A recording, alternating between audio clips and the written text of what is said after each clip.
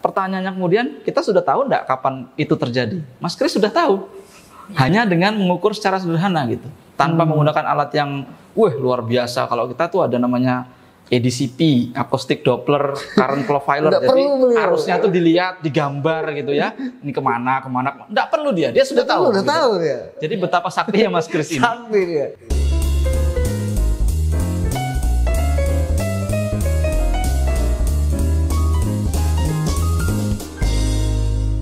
Mas Kris gini, kan sekarang pemerintah Kota Samarinda itu salah satunya menjalankan normalisasi sungai lah. Mungkin dinormalkan, kita nggak tahu dinormalkan sungai itu kayak apa. Kayak sekarang memang suka dengan bahasa-bahasa baru ya, ada normal baru, sungai juga ada normalnya. Kita nggak, kalau banjir itu mungkin nggak normal ya. Mungkin kalau banjir itu nggak normal. Intinya mungkin mempercepat air ya. Tapi tadi Mas Budi cerita bahwa itu juga bukan menjadi solusi ya. Bahwa nggak selamanya percepatan air itu menjadi solusi. Nah, kira-kira menurut Mas Kris harusnya seperti apa? Normalisasikah atau seperti apa gitu? Mungkin tadi sudah sebagian disampaikan sama Mas Budi. Sebenarnya manajemen pengelolaan air itu ada 3 sih sebenarnya. Berapa yang diserapkan, berapa yang ditampung, dan berapa yang dialirkan. Berapa yang diserapkan, berapa yang ditampung, dan berapa yang dialirkan. Ya. Ini harus tiga-tiganya harus berfungsi. Tiga-tiganya harus berfungsi. Tidak semua bisa menjadi, kalau kita kan mengalirkan, biasanya kita buka run up sebesar-besarnya, semua air kita alirkan. Sehingga, nah ini saya bilang, ini juga terkait masalah mitigasi ya. Peran masyarakat seperti disampaikan bukan hanya membuat resapan, kalau di rumah saya buka ada tampungan. Hujan kemarin saya kebetulan dapat air tabungan 1 kubik, 1 galon saya, 1 tandon 1200 saya itu penuh. Saya juga sudah punya galon di rumah itu. Jadi untuk makan lele tapi. Itu baru enggak dari yang hujan kemarin sampai rumah saya juga tenggelam kemarin. Jadi dapat tandon itu, bayangkan kalau misalnya satu rumah bisa dapat sekitar setengah kubik. Kalikan 1000 rumah, berapa air yang tersimpan? Berarti Mas Kris menganjurkan bahwa salah satu mengantisipasinya adalah menampung air. Menampung air. Menampung air. Menampung ya. air. Menampung air. Karena kita juga kebetulan kan Samarinda ini biasanya krisis air ya. Ke air kadang kita misalnya air dikuras nggak ada, sampai orang bertunggu-tunggu segala macam. Kita dikasih air limpah ruah, kita sia-siakan. Dan di sekolah sungai mungkin kita juga dulu ada. Jadi air itu kita buat minum. Karena memang air hujan kita yang kita ambil itu sampai berapa bulan, 1 bulanan itu nggak ada lumut, bersih, masih jernih banget. Tapi bagus ya kualitasnya ya. Ya saya belum meneliti ke dalamnya. Tapi begitu diminum enak aja lah ya. Kalau di Walasa karena nggak ada air lain. Nah. Ada air minum. Tetapi emang pernah. Tapi emang kalau saya sendiri beberapa di Al-Quran pun sendiri mengatakan bahwa air terbaik kita juga di air hujan. Bahkan air hujan bisa menyembuhkan beberapa penyakit. Itu yang bicara Al-Quran ya, bukan. Wah, ini kalau bukan saya. Dan karena semua percayaan. Tapi gini, Mas Kris, betul. Kalau mungkin di rumah ya, saya kan ada PDAM juga. Air PDAM dengan air hujan itu bening air hujan. Iya. Iya kan? Benar. Coba dilihat. Karena kalau lihat kalau di PDAM terus di bak mandi itu, ya itu paling seminggu itu pasti udah kotor. Tapi air hujan yang di penampungan itu bening terus kan? Iya. Paling mungkin ada sisa-sisa karena dari plafon, kan dialirkan dari plafon yang ini. Tapi itunya bening. Sebenarnya bisa sih, tinggal kita bagaimana sistemnya itu kan bisa disaring filter. Jadi kita mendapatkan air yang bagus itu banyak sekali sih. Nah, kita kembali ke fokus bahasannya adalah menyerapkan kita bicara tentang hutan RTH kita.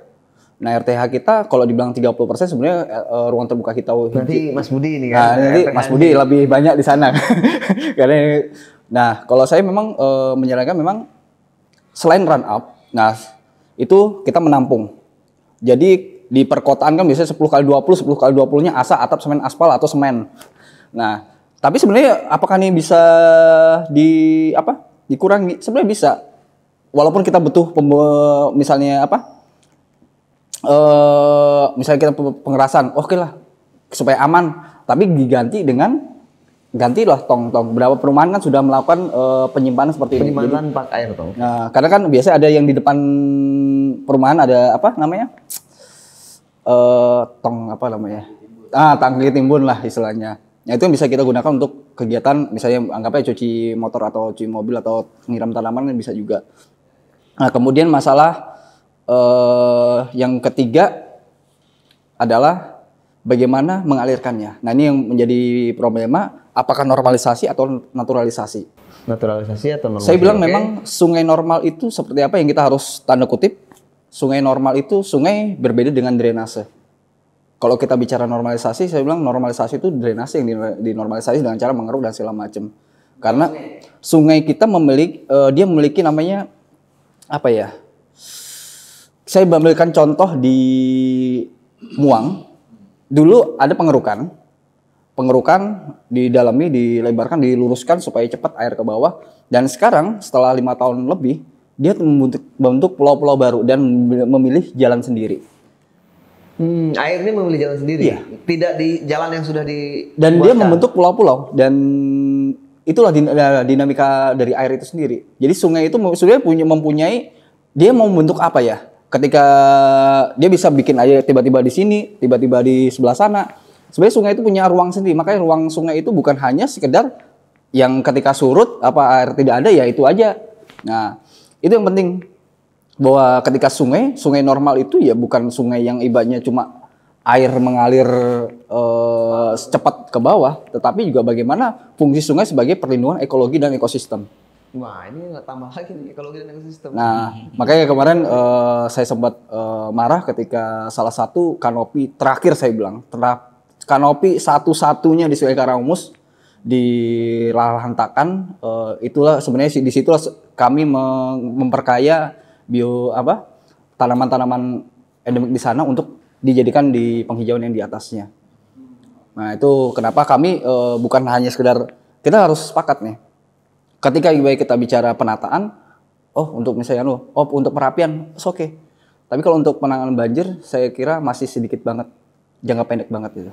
Itu berarti yang selama ini dilakukan normalisasi yang disampaikan itu adalah jangka pendek banget ya? Saya bilang dalam jangka pendek ya. Jangka pendek aja ya, oke. Mungkin, ya.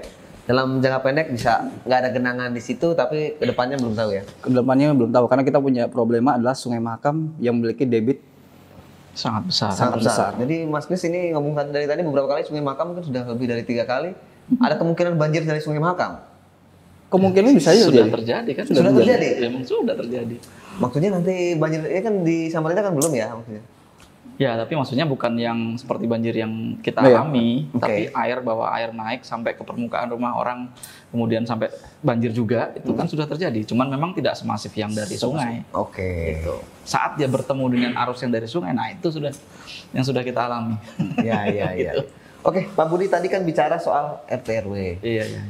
Nah, harusnya seperti apa sih yang sekarang ini terjadi, terus yang banyak yang dilanggar, ya tentunya pasti banyak yang dilanggar ya, mungkin karena atau dulu yang mengkaji RT/RW-nya juga tidak memahami itu sehingga misalnya asal peta segala macam, atau gimana sih yang Pak Budi lihat? Iya, oke.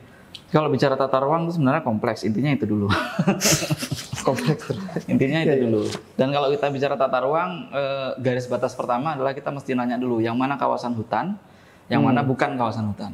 Yang kawasan hutan itu dalam tanda petik tidak boleh diapa-apain, karena itu kewenangan ada di Kementerian LHK. Contoh salah satu kawasan hutan itu sekarang jadi Taman Borneo itu adalah kawasan hutan.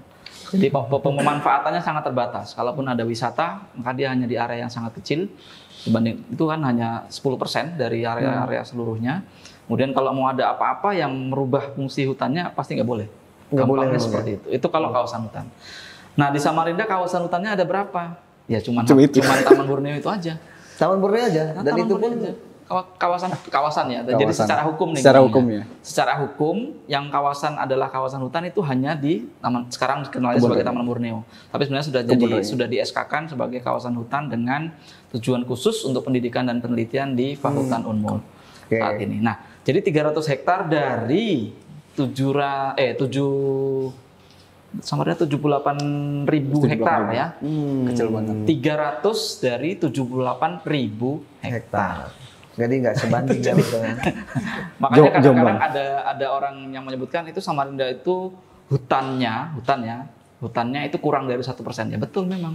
Angkanya tadi itu 300/78.000. Karena nggak ada hutannya ya. Itu secara status. Nah, tentunya kalau kita bicara tentang banjir dan segala macam, kita tentu lihat kondisi fisiknya dong. Ada tegakan hutannya, ada tumbuhannya atau tidak, atau dia sudah jadi pemukiman semua, kan gitu.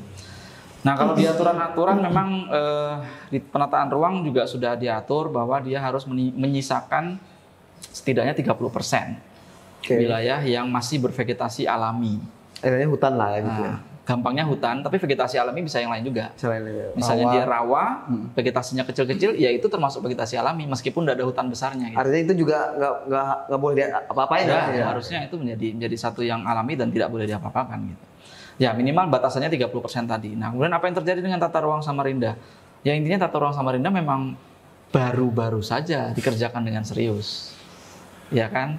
Kita kalau seingat saya memang di Samarinda itu tata ruang pertama keluar rasanya 1999. Itu ya kita sama-sama tahu tahun itu segala sesuatu belum berjalan dengan baik. Malah cukup mengerikan kalau menurut saya di era itu. Kemudian 2004 ya kalau nggak salah 2004 baru Samarinda itu membuat tata ruang yang sudah lumayan mengikuti peraturan gitu. Sudah lumayan. Tapi belum. Tapi belum. Tapi belum gitu kan. Kenapa saya bilang belum? Karena memang alokasi-alokasi yang vegetasi alaminya di mana yang dipakai untuk rawa dan seterusnya itu memang belum dengan cermat mungkin ditaruh di tempatnya lah gitu. Gampangnya seperti itu. Terus kita sekarang bicara tahun 2020, 2019. Nah, di saat ini sebenarnya sudah mulai bagus. Ya. Meskipun banyak juga yang memang masih kurang sempurna bagi kita orang-orang yang peduli pada lingkungan. Salah satu contoh yang paling mudah ya bandara tadi. Bandara itu berdiri di rawa panjang yang dulunya memang tempat air di situ. Tapi itu kenapa bisa tetap di situ? Nah, satu lagi itu ada juga banyak interest di situ, banyak kepentingan. Ada kepentingan daerah juga untuk PAD, pusat juga ada kepentingan karena akhirnya bandara itu kan dikelola oleh pusat gitu kan, oleh Kementerian Perhubungan. Dan sekarang itu mau diekspansi juga itu bandaranya menjadi tiga runway. Sekarang kan satu runway-nya meskipun sudah hampir 2 kilo, nanti mau 3 itu. Mau 3 runway, pasti luasnya makin luas lagi. Ya, mau nyanyi balik papan lah ibaratnya internasional juga kan. Tapi itu sekali lagi dalam tanda petik pemerintah kota mungkin tidak bisa apa-apa juga karena itu interest dari Kementerian Perhubungan. Gini, Bang, mungkin gini Pak, Oke lah bahwa ada kepentingan dari pemerintah pusat, tapi kok nggak bisa milih? Mungkin ada daerah yang misalnya nggak itu gimana? Itu sudah masalahnya memang. Oke, masalahnya mungkin bukan milih, tapi efisiensi cost efisiensi. Oke. Karena kalau di situ nggak banyak dia keluar treatmentnya, karena Samarinda kan tadi seperti mangkok. Nah, saat dia terlalu dekat dengan bukit mungkin susah juga gitu. Karena harus mangkas cost tinggi. Jadi yang paling datar dan panjang memang di situ. Secara kemudahan memang di situ paling panjang. Iya. Artinya mungkin lebih banyak pertimbangan di cost ya. Pertimbangan di situ. Gini kan Samarinda ini kan punya Unmul ya. Terus juga Unmul ini dulu ceritanya bahwa dia fakultas yang paling digemari adalah fakultas kehutanan. Artinya harusnya ada gimana kontribusi Unmul juga terhadap pemerintah daerah itu, Bang Mas Budi? Ya. Yang selama ini terjadi memang kami selalu mencoba untuk terlibat di dalam proses yang menyangkut masalah lingkungan, terutama kami di Fakultas Kehutanan dan yang terkait dengan lingkungan lainnya. Cuman ya itu tadi kami sudah mencoba apa yang kami bisa, salah satunya menjadi bagian dari tenaga ahli untuk KLHS. Kita menyebutnya KLHS, Kajian Lingkungan Hidup Strategis. Yang KLHS ini kalau KLHS-nya tidak ada atau tidak benar, maka tata ruang ini tidak akan pernah disahkan. Sehingga ini instrumen yang sangat penting bagi penyusunan tata ruang. Kami coba masuk di situ, syukurnya kami sudah berada di sana dan kami sudah mencoba memberikan masukan-masukan yang dalam tanda petik cukup keras. Cukup keras ya. Untuk mempertahankan lingkungan kita supaya 3 poin tadi bisa terpenuhi. Nyimpan, menyerap, sama mengalirkan tadi. Terutama yang menyerap, karena kalau kita bicara di hulu maka kita bicara yang menyerap. Nah itu lumayan kita suarakan di dalam dokumen-dokumen KLHS. Satu lagi kita juga menyusun daya dukung daya tampung namanya lingkungan hidup. Jadi kita melihat seberapa besar sih kemampuan satu ekosistem itu menyediakan air, menyediakan pangan, mengendalikan iklim dan seterusnya. Ada 20 jasa ekosistem. Itu kita kaji juga seberapa banyak sih Samarinda ini bisa menyediakan itu. Jawaban dari studi itu ternyata adalah untuk menyediakan air bersih Samarinda ini sudah megap-megap gitu. Sudah sulit menyediakan air bersih. Nah, sehingga sudah sangat perlu dipikirkan untuk mempertahankan dan 3 poin tadi. Oke. Jadi memang sudah ada masukan untuk pemerintah kota dan itu sudah didengarkan? Sudah. Sudah dilakukan juga? Nah, belum. Oke, Mas Budi sama Mas Kris, tadi kan dibilang bahwa ada daerah yang harus terendam. Ya. Nah, selama ini mungkin sudah banyak digunakan perkampungan dan macam-macamnya. Kira-kira menurut Mas Budi sama Mas Kris, apakah itu untuk memperbaiki kondisi ya? Apakah itu harus dikembalikan lagi? Artinya yang daerah kawasan yang sudah ada perumahan harus dibongkar lagi, dijadikan itu lagi, dijadikan wilayah terendam lagi, atau bisa dikonversikan dengan wilayah lain yang belum terendam, atau wilayah lain yang belum terendam akhirnya dibuat jadi terendam gitu untuk menggantikan itu. Silakan Pak Budi, gimana? Ya, mungkin dari saya dulu. Jadi meskipun kita sudah sama-sama sepakat tadi bahwa memang ada daerah yang harus terendam di sekitar Sungai Karamumus, tapi kemudian kalau dia sudah terbangun sekarang, kemudian sudah menjadi wilayah yang tidak bisa meresapkan air sama sekali, tentunya kalau untuk mengembalikan fungsinya kembali sama sekali seperti awalnya tentu sangat sulit. Akan susah. Satu sangat sulit, dua sangat mahal karena kita akan mengganti rugi menggusur orang, hak milik setiap orang itu, dan itu sangat mahal sekali dan itu tidak mungkin. Yang bisa kita lakukan apa? Minimal yang ada itu kita delineasi dulu. Kita tahu dulu yang mana yang masih tersisa, yang masih berpotensi untuk menyimpan air. Itu ditetapkan dulu. Oh, itu harus dilindungi lah ya? Dilindungi dulu. Jadi digaris dulu yang mana yang masih ada tersisa, yang masih bagus, yang masih berpotensi untuk menyimpan air, itu digaris dulu. Kemudian ditetapkan sebagai kawasan yang harus dilindungi. Oke. Itu juga memang yang kami usulkan di dalam KLHS Tata Ruang Wilayah yang direvisi sudah diusulkan? Ini. Sedang diusulkan. Jadi untungnya masih sedang. Jadi memang rencana tata ruangnya dari secara teknis mereka sudah finalkan, tapi kemudian harus kami kaji kan secara lingkungan. Nah, dalam kajian kami menyebutkan itu.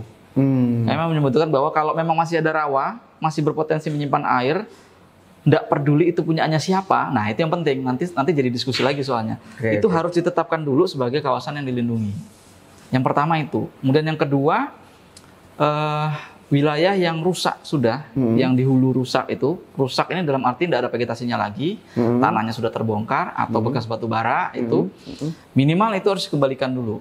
Atau minimal ditanami sampai ada vegetasinya. Oh, harus tertutup dengan vegetasi. Nah, tertutup ini tidak perlu pohon besar. Kalau untuk secara hidrologi itu kita tidak perlu pohon besar. Minimal ada yang menutup tanah. Itu kayak sudah rumput-rumput gitu. Ya, itu pun sudah cukup untuk mengurangi erosi dan limpasan yang langsung akan terbawa oleh tanah yang tidak ada apa-apanya.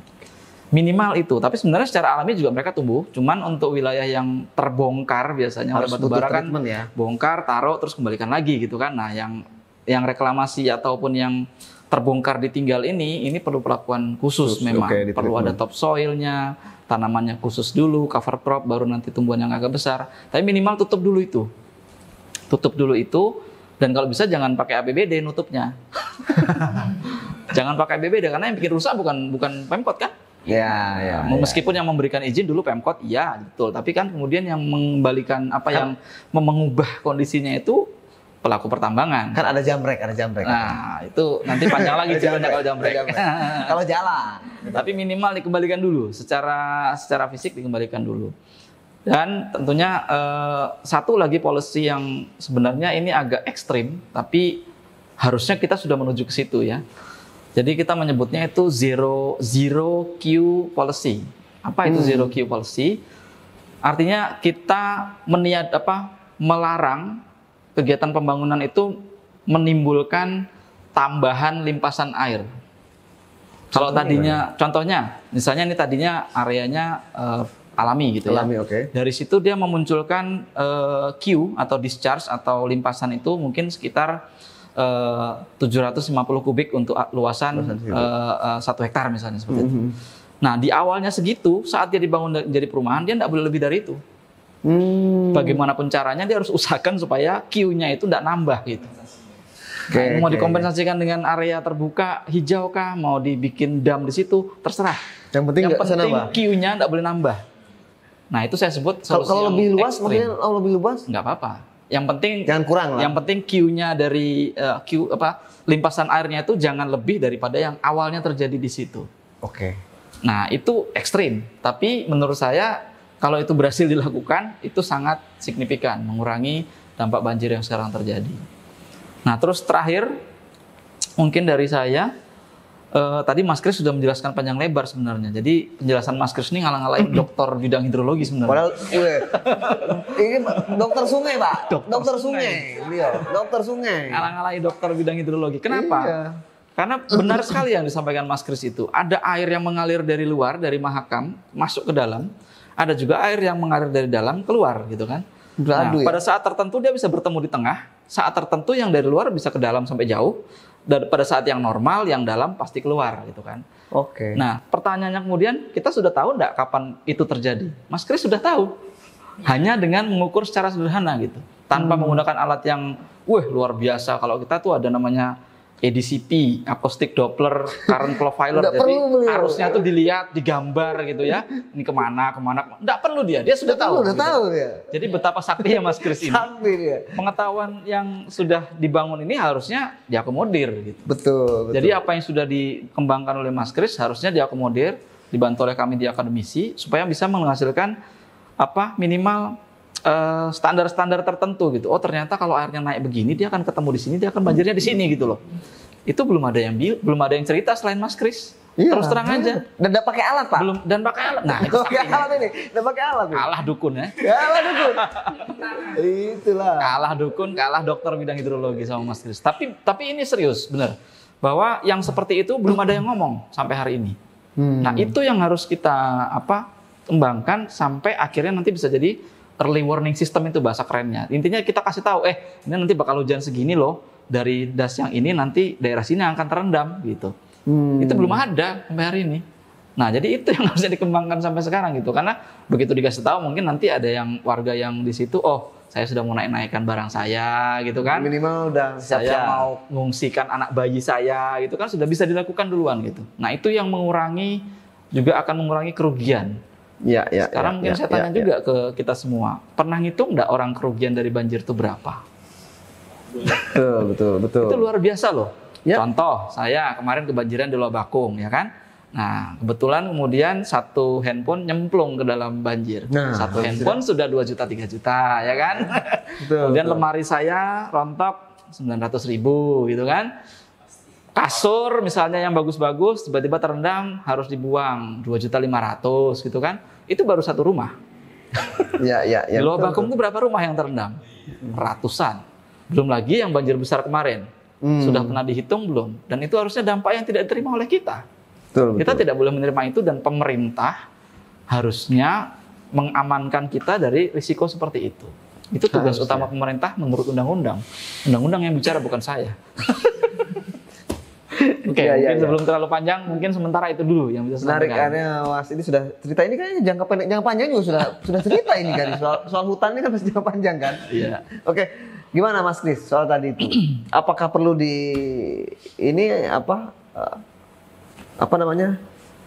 diganti ada konversi lain atau memang? Sebenarnya sih yang paling utama saat ini, yang paling mendesak ya bagi saya selama beberapa tahun terakhir melihat di lapangan adalah memang dimitigasi.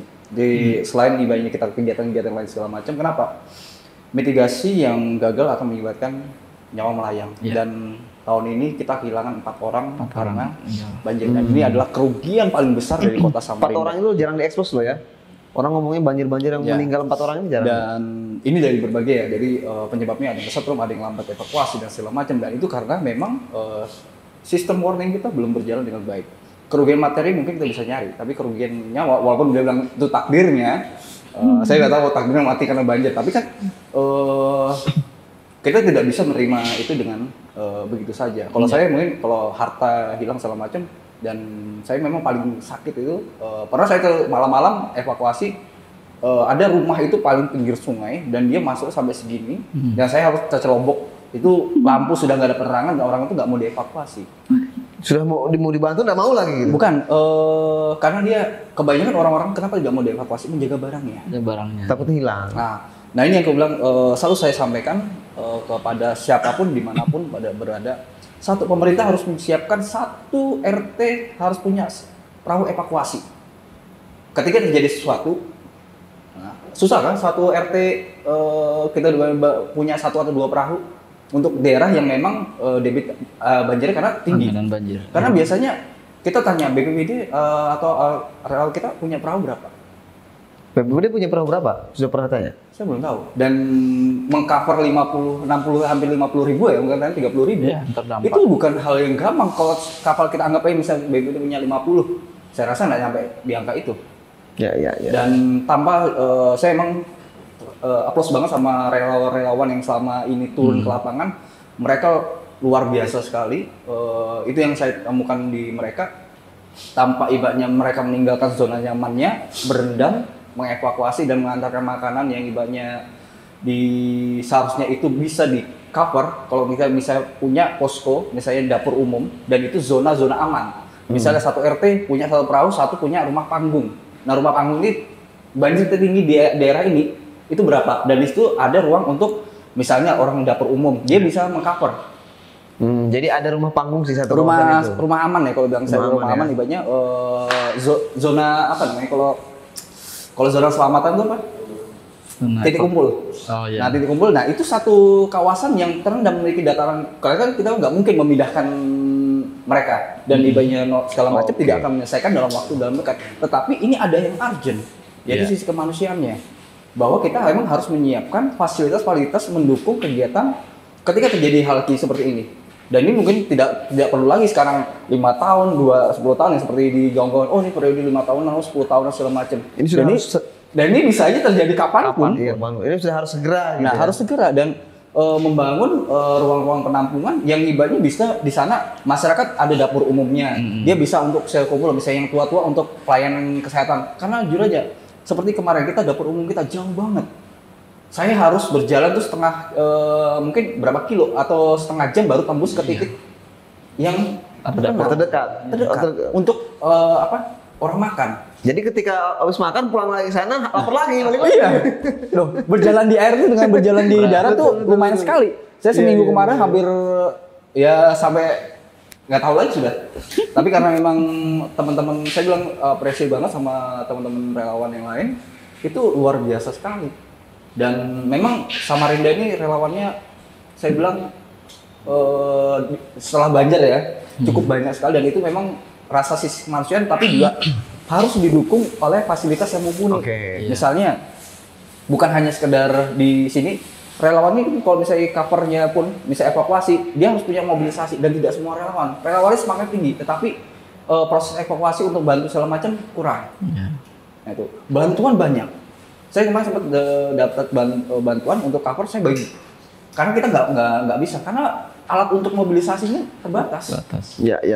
Nah itu kalau yang selainnya itu sambil berjalan itu sudah kita habis yang tapi yang terpenting dari mitigasi ya. Ini adalah mitigasinya dan bagaimana kita menyelamatkan bukan hanya zero dampak yang limpasan itu sendiri tapi jangan sampai ada kerugian jiwa yang mengakibatkan nyawa-nyawa yang tidak seharusnya yang bisa sebenarnya bisa diselamatkan walaupun tidak takdirnya mungkin ya.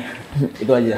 Oke, menarik ya. Tadi selain dari sisi lingkungan dan apa yang harus dibenahi, tapi juga dari sisi mitigasi bencana. Kalau sebelum bencana sehingga tidak menimbulkan korban jiwa ya, Mas Kris ya.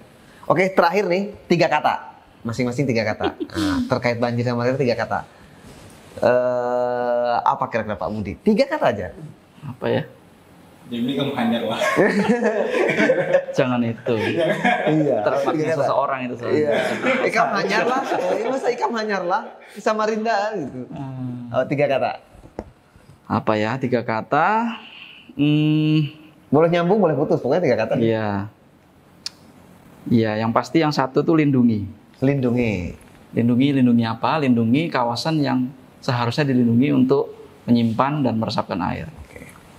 Jadi satu kata lindungi. Kata yang kedua tadi nyambung Mas Kris. Yang sekarang urgent itu selamatkan. Selamatkan. Yang Lindungi, kena, selamatkan.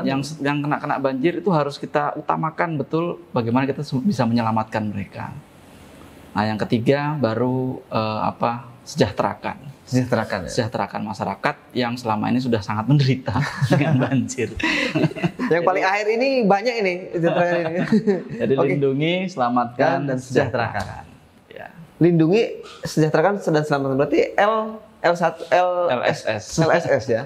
LSS. Iya. Mas Kris, silakan 3 kata. Samarinda Kota Tepian. Samarinda Kota Tepian. Teduh, rapi, dan aman dan nyaman. Oke, tetap dia Kota Tepian ya. Walaupun tadi ceritanya nggak nyaman-nyaman ceritanya. Gimana menciptakan suasana tepian ya? Jadi salah satu slogan yang sebenarnya ini menjadi tanda kutip kita ya. Tepian, teduh, rapi, aman, dan nyaman.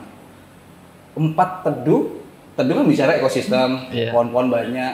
Rapi, penataannya juga tata ruang dan selamnya rapi. Aman. Nah ini keselamatan dan segala macam nyaman. Ketika ini sudah baik maka timbul rasa nyaman sehingga kita menjadi Oke. kota yang konon kemarin sempat masuk kata kota yang nggak nyaman. Jadi proyeksinya itu ya, Ya. Samarinda Kota Tepian. Oke, terima kasih teman-teman. Nanti kita akan terima kasih Pak ini salam corona dong, Pak Budi Ya. sama Pak Kris. Kita nanti mungkin next akan ngobrol-ngobrol lagi yang lebih seru lagi karena mungkin ini akan terus berkelanjutan ya. Dan mungkin kita juga akan menampilkan kajian-kajian lagi yang lebih menarik biar juga program Kutem ini nggak hanya semata-mata hiburan dan informasi biasa, tapi juga ada nilai ada nilai ilmiahnya lah gitu Pak Budi. Ya, makanya nanti mungkin akan banyak melibatkan dosen dan mungkin juga dari berbagai stakeholder di pemerintahan kota dan provinsi gitu. Terima kasih atas kehadirannya. Sama-sama. Semoga sehat selalu dan Amin. salam Disway. Oh, salam Disway-nya begini. Salam ya? Disway. Salam Disway.